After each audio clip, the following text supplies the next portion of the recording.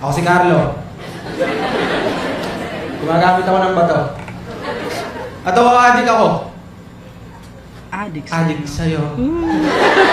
Alam mo, palagi kong ginugoogle Maps yung bahay niyo. Number 31B, Palyokan West, Batangas City. At palagi sa aking biyahe pa uwi, hindi maaaring hindi ako pipilit na dumungaw sa bintana ng jeep para masilip ang loob ng compound niyo. Tinatanaw ko ang bintana ng iyong kwarto. Pinapangarap kung kailan mo kaya ako imbitahan pumasok sa loob ng bahay niyo. Kailan mo kaya ako iimbitahan maging bahagi ng buhay mo? Kailan mo kaya ako ipapakilala sa nanay at tatay mo? Ito po si Carlo. Adik sa akin to. Pag di pa ito tumigil, papakasalan ko to. Ako yung bodyguard na hindi bayad. Yung Anghel de la Guardia hindi nakakalipad. Ako ang pinakamasidhimong fan. Mala House Speaker Pantaleon Alvarez kay Duterte. Kahit mali na, susundan. Ako ang anino mo sa school, sa gym, sa public library, sa church, sa mall, ultimo, sa pag-grocery. Sarap siguro ikwento sa mga magiging apo natin to, no? Kung paano nagsimula tayo sa pagsasalisihan sa mga pasilyo ng surf, breeze, at tide. Hanggang nauwi tayo sa You May Now Kiss the Bride. Pero sa tuwing mapapalapit ang pag-orbit ko sa'yo ng kahit ilang metro, may malakas kang gravity na humihila ng milyong-milyong asteroids at bumabagsak sila sa utak ko. Winawasak ang aking pagiging kalmado. Napapraning ako paano pag ganito. Para pag sinabi mo to, para pag tinanong mo kung ako nga yung naglalagay ng Graham ball sa bag mo. Ganun lang talaga kasi sinasamba kita kaya kailangan may alay. Para pag tinawagan mo yung cellphone number na palagi nagte-text sa'yo ng kung ano-ano. Halimbawa, I think I shall never see a line as lovely as the line where the sky meets the sea. Until I saw your kilay. Para pag tinawagan mo yung cellphone number na palagi nagte-text sa'yo ng kung ano-ano at nag-ring yung cellphone ko sa harap mo.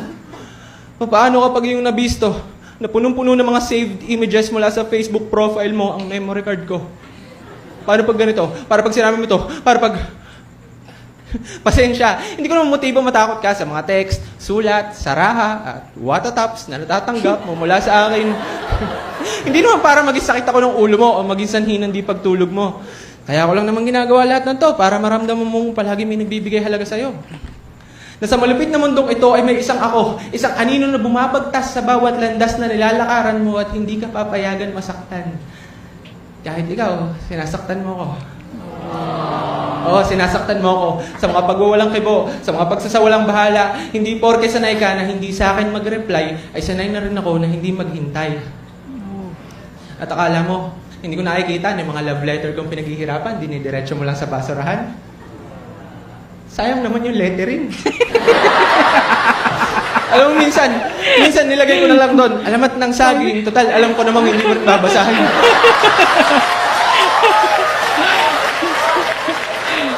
At akala mo, hindi ko natanaw, yung pinag-ipunan kong isang Tupperware ng Graham balls, ibinigay mo lang sa badyaw. 8 peso per peraso.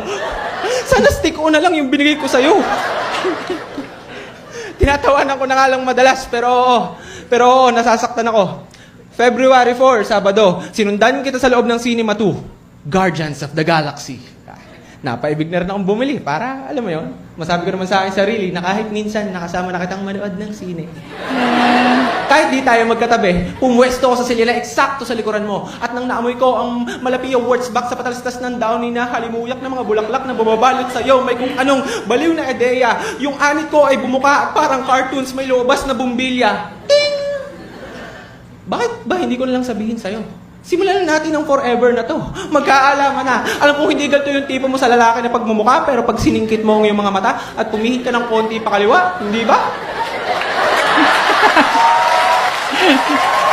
Hindi ba medyo Daniel Padilla?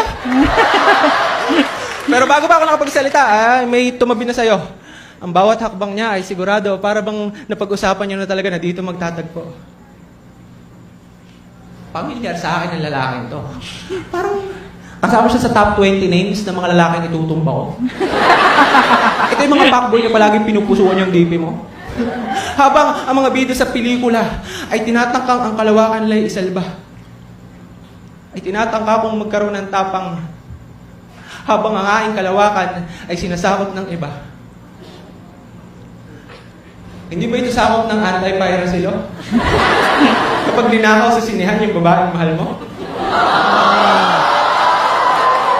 Hindi ko na natapos yung pelikula. Hindi ko na natapos yung pelikula. Namalayan ko na lang din nila ako ng aking mga paa sa isang lugar na palagi ko nakikita pero hindi pa nakakapunta. Number 31B, Palyocan West, Batangas City. Nag-over the back ako sa compound nyo at ang lakas ng loob ko. Kung meron man sa akin sisita ay matigas yung alibay ko. Pokemon Go.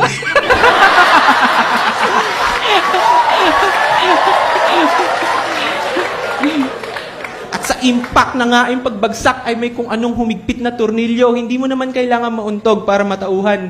Minsan sapat nang mahulog sa taas na 4 na metro. Sa puntong yon, ko napagtanto na ang tanga-tanga ko. Ang dami-daming isda sa karagatan, ba't nagpapaka-spicy sardines ako sa'yo? Bakit ako naging isang Ash na na-stuck sa isang Pikachu? Ang dami-dami kong pagpipilian, pero palaging I choose you. Ang sayang lang ang effort, ang oras, ang 5 piso araw-araw na pag-Gatsby walks ko. Ilang legendary Pokemon na kaya nakalampas sa akin kakasunod-sunod ko sa'yo. Kailangan ko maghabol. I gotta catch them all. At dito nagsisimula ang kwento ng pagka-addict ko sa bato at ng pagre-rehab ng sarili ko mula sa pagkahibang sayo. So nagpaikot-ikot ako sa paligid-ligid ng bahay nyo. Selfie, ganyan. Check ko yung mga pinto. At natuklasan ko na bukas yung bintana ng banyo ninyo.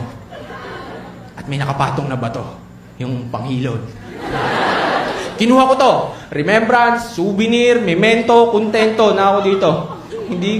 Hindi ko man nakuha yung puso mo, nakuha ko naman yung panghilod mo.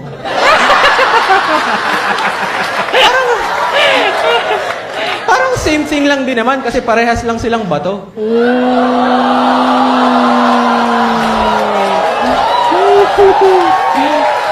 Kinakabahan lang talaga ako kapag gumagamit ako. Kasi bukod sa posibilidad na sa tatay mo pala to. Ang talagang punto nitong tula ay kung gaano kadali ang mapagkamalan sa mga panahong ito. Ako si Carlo, gumagamit ako ng bato. Ang tanging hiling ko, pag isang araw lumabas sa balita na tagpuan ng duguan kong katawang nakabulagta, hindi ka manahimik, magkibit balikat o mag-iwas ng mata. Dahil kung masakit na nga ang magmahal ng isang tao na hindi ka gusto, baby, mas masakit ang mamatay sa isang bayang walang pakialam sa'yo.